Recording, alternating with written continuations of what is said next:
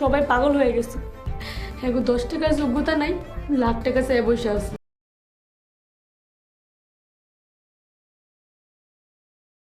মনের অজান্তে অনেক পাপ করছি, অনেক ভুল করছি।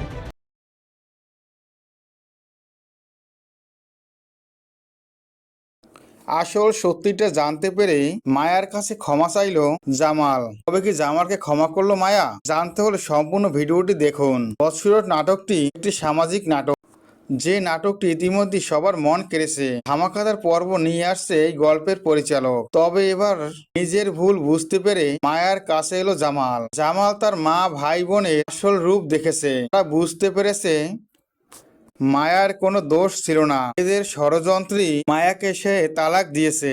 যে কথা ভেবে খুবই কষ্ট পায় জামাল। জামাল সিদ্ধান্ত নেয় এবার মায়ার কাছে যাবে, মায়ার কাছে গিয়ে তার কাছে ক্ষমা চাইবে। এ ক্ষমা না করলে কিছুতেই ভালো থাকতে পারবে না জামাল। মরিয়মও সবটা স্বীকার করে। সে জামালের মায়ের সাথে হাত মিলিয়ে মায়াকে অনেক কষ্ট দিয়েছে, মায়াকে অনেক কষ্ট দিয়ে অনেক অপবাদ দিয়ে এই বাড়ি থেকে তাকে তাড়িয়েছে। জামালকে পাওয়ার আশায় মায়াকে তাড়িয়েছে মরিয়ম।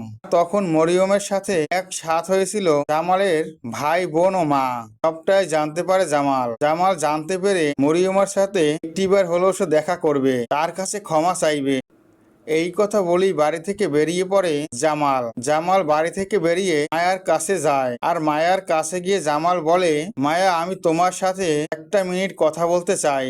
তো মায়া তখন কথা বলতে চায় না। মায়া জামালকে বলে, আমি এখন অন্যের বউ হয়েছি, পর পুরুষের সাথে এভাবে কথা বলতে পারি না। কি বলবেন তাড়াতাড়ি বলুন। তখনই জামাল মায়ার কাছে ক্ষমা চায়, মায়া আমাকে ক্ষমা করে দাও, আমি অনেক ভুল করেছি, কিছুতেই বুঝতে পারিনি তোমার কোনো অপরাধ ছিল না, তুমি আমাকে ক্ষমা করে দাও মায়া। এই কথা শুনি মায়া জামালকে বলে, এটা আপনি কি বলছেন? আপনি কেন আমার কাছে ক্ষমা চাইছেন? আমি তো কিছুই বুঝতে পারছি না। আর যতই অপরাধ করুন না কেন আমার কাছে ক্ষমা চাইতে হবে না। তখনই জামাল সবটা খুলে বলে, সে আজকে জানতে পেরেছে আসল সত্যিটা কি।